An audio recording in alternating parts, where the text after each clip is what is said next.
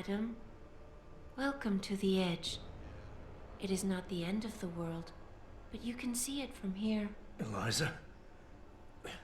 What are you doing here? It is my job to monitor and report on the news, Adam. Before Darrow smothered everything with his signal, the whole world was tuned into this place, including me. The broadcast. I have to stop it. I know. Please, come closer. Do you know where we are, Adam? We are at the fulcrum point, when society lies in the balance. Hugh Darrow hoped to tip the scales one way, by telling the world everything you already know. About the biochip, the Illuminati, everything. He believed knowing the truth would convince mankind to abandon research into human enhancement technologies forever. It would certainly give them reason to fear it. Indeed. Darrow's confession is ready to send. If you want, I can wideband it across all media as soon as you shut down the signal. Everything you worked so hard to uncover will be exposed. But only if you deactivate the broadcast using this control. However, if you desire, I can alter Darrow's message. Conceal the creation of the biochip while putting in new content. Content blaming the Humanity Front, like Sarah suggested. The organization has already admitted to harboring terrorists. It would be easy to convince people they turn to biological warfare in a more desperate attempt to get rid of augmented people. But why? What would that achieve? In time, it could shift the focus of hatred onto people whose prejudices are seen as too extreme, leaving corporations free to experiment with human evolution as they desire.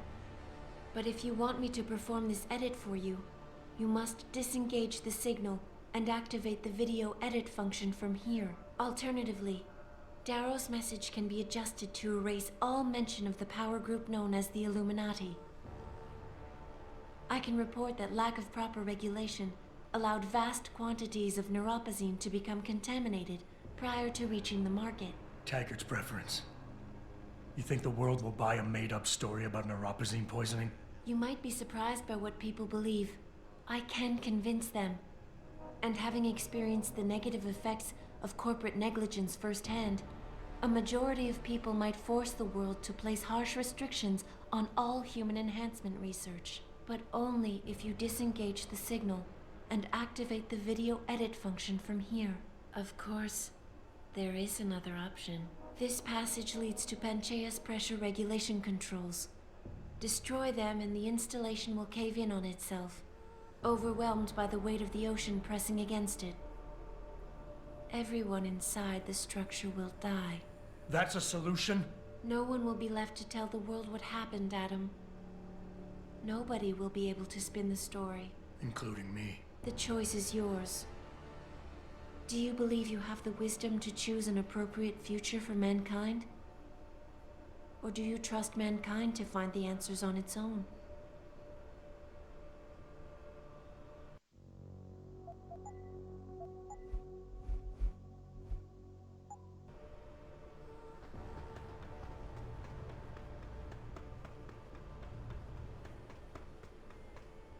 If you do this, the world will be left with questions and may never reach a consensus. Are you sure this is your choice? We have little time left, Adam. And might I say, it has been a pleasure.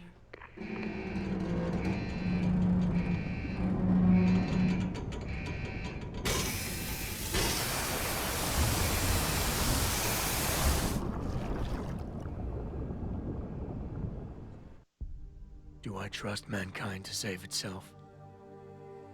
That's what Eliza was asking.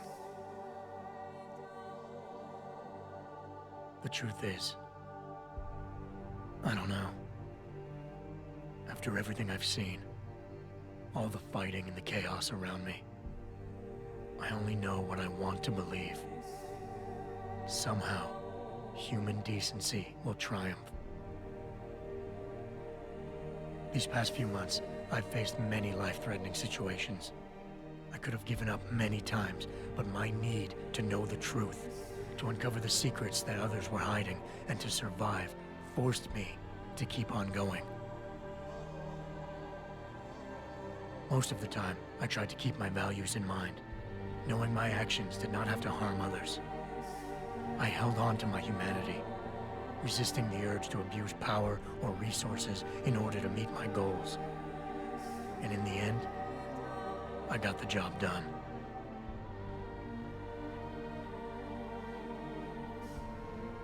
But does this mean I have the right to choose for everyone? No. Because it isn't up to me. It isn't up to Darrow, Sarif, or Taggart either. Ordinary men and women will have to decide together what course mankind should take. The kind of people who time and time again have picked and chosen the future in highly practical ways, slowing change when it's negative, speeding it up when it's good. Can they do it again? I don't know.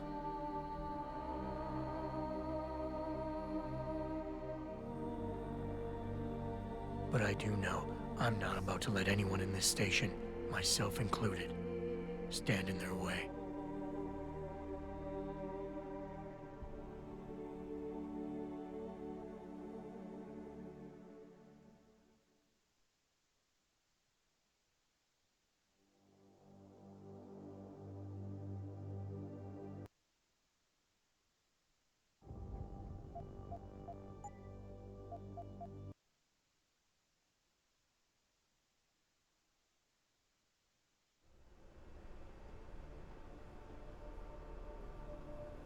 If you do this, the focus of hatred may shift to those responsible for unleashing biological warfare, leaving corporations free to experiment with human evolution.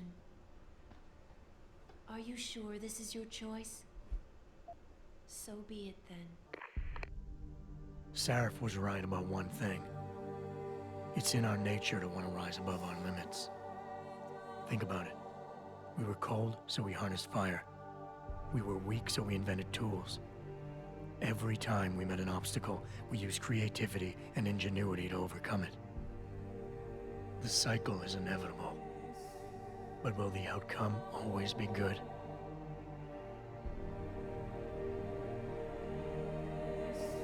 I guess that will depend on how we approach it.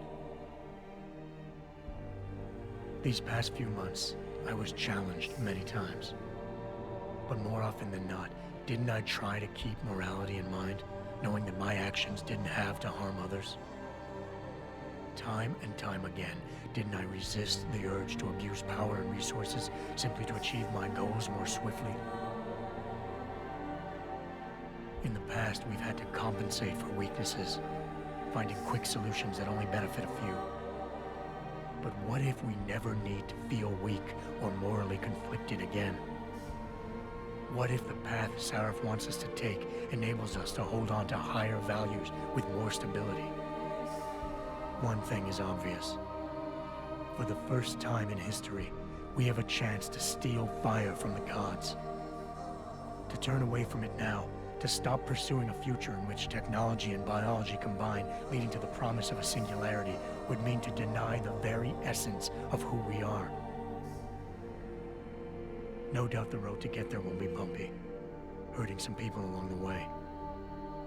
But won't achieving the dream be worth it?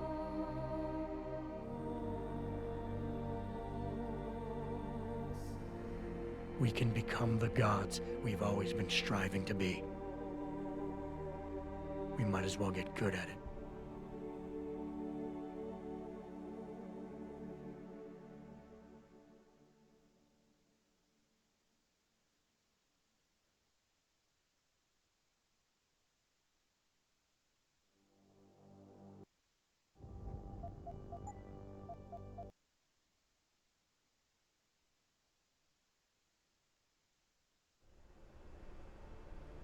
If you do this, first-hand experience with corporate negligence on such a grand scale may convince mankind to enact harsh restrictions on human enhancement research. Are you sure this is your choice? So be it then. Freedom. To those who don't have it, it's more valuable than gold. But where should it start and end?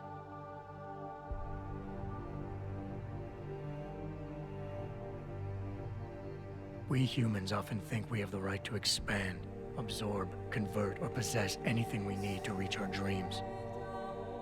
But time and time again, hasn't this led to conflicts with others who essentially believe the same thing? Looking back on the challenges I faced, at the way I often resolve them, I realize morality can become our saving grace. Most of the time, didn't I try to keep my values in mind, knowing how my actions would affect others? More often than not, I resisted the urge to abuse power and resources simply to reach my goals more swiftly. I managed to hang on to my humanity, but the temptation to ignore it was always there. It's that temptation that so worries Taggart. He's not afraid of freedom. He's afraid of the chaos that erupts when individuals have nothing but morality to constrain them. He wants us to regulate enhancement technologies because he fears all that power without limits, without guide rails to keep us from abusing it. Absolute freedom is no better than chaos. Society needs laws and regulations to protect it. So if the men and women behind Taggart need to work in the shadows, pulling strings to enable us to head in a safe direction, will supporting them be all that bad?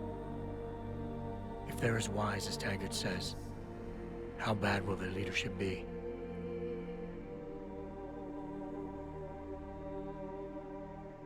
I just hope they stand by what they say.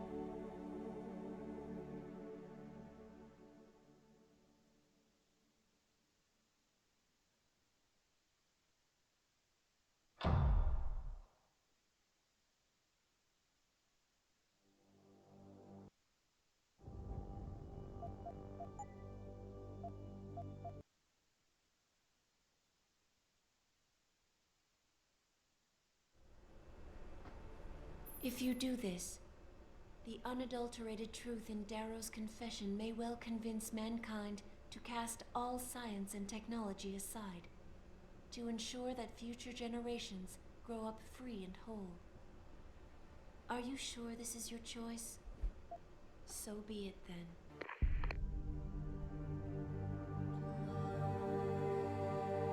Albert Einstein said, technological progress is like an axe in the hands of a pathological criminal.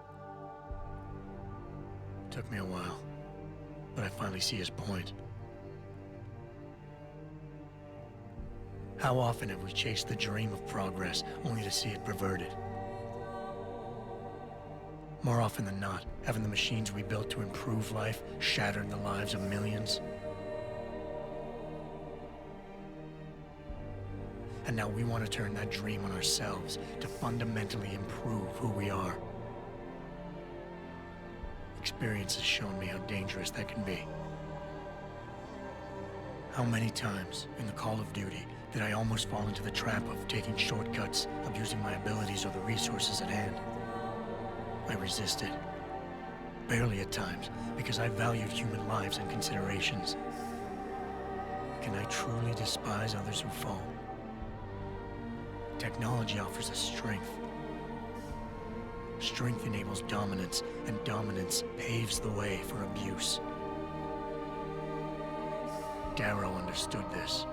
He knew that using technology to become something more than we are risks losing our ability to love, aspire, or make moral choices. The very things that make us human. It also risks giving some men the power to make others what they choose, regardless of the cost to human dignity.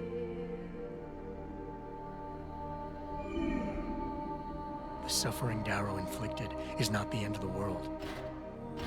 It is merely the seed for change. And change never comes without pain.